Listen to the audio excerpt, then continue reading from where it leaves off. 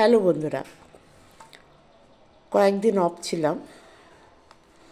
তো সে যাই হোক, আবার আজকে তোমাদের সাথে চলে এলাম আমার কথা নিয়ে।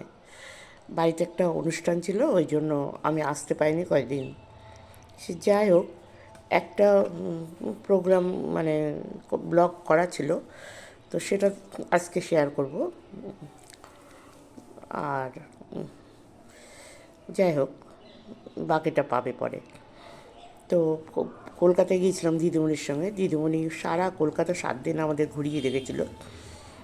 আর খুব আমাদের খুব যত্ন করে দেখিয়েছিল। এটা একটা পরম পাওয়া।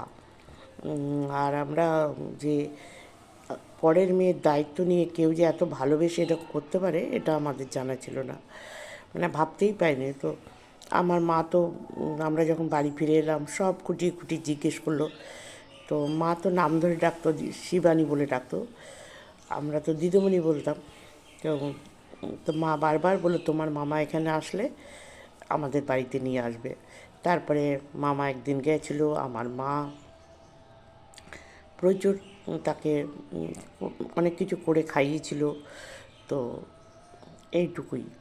তারপরে এখন তো তারা মনে হয় মারা গেছে, কারণ মারা যাওয়ারই বয়স হয়ে গেছে। আর দিদিমণি তো পরে অনেক দিদিমণির বিয়ে হয়েছে। আমরা 3 আর 4 দুটো ক্লাস আমরা দিদিমণির কাছে পড়েছিলাম। তারপরে 8 থেকে আবার অন্য মাস্টার মানে এসেছিল। তো সেই কথা আরেক দিন তোমাদের সাথে করব। তবে একটা কথা তোমাদের না বললেই না, যে আমাদের বাড়িতে যে ননিবালা দিদি বলে যে রান্না করতো আর কি, সে আমাদের বাড়িতে 12 বছর টানা কাজ করেছিল। প্রচণ্ড সৎ ছিল। সে তো প্রথমে কোনো রান্না জানতো না, সব রান্না আমার মা শিখিয়েছে।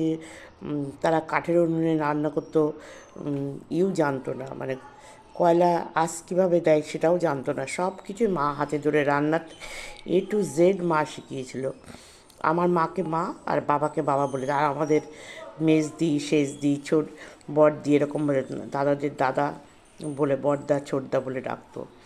খুবই নিরীহ লোক ছিল, কিন্তু একটাই তার মানে দোষ বলো, তার স্বভাবের দোষ বলো, উনি তাড়াতাড়ি কিছু করতে পারতেন। খাওয়াটা তো কিছুতেই তার তাড়াতাড়ি হতো না।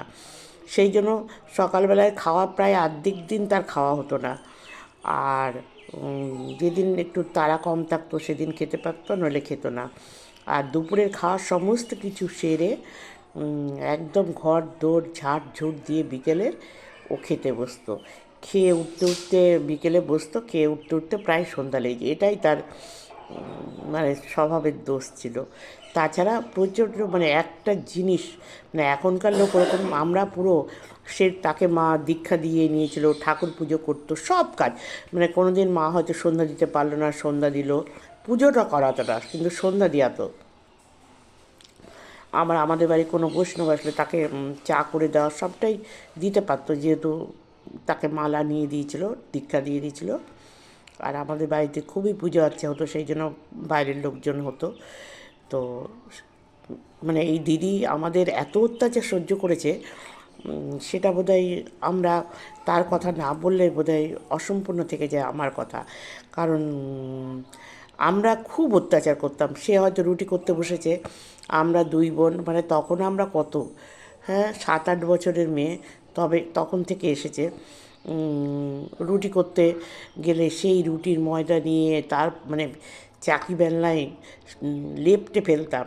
আর দিদি রুটি ভীষণই ভালো করতো, মানে অসম্ভব। আর রুটির ময়দাটা এত নরম করে মাখতো, সবাই, আর তার রুটি খেয়ে সবাই খুব প্রশংসা করতো। তো আজকে এইটুকু।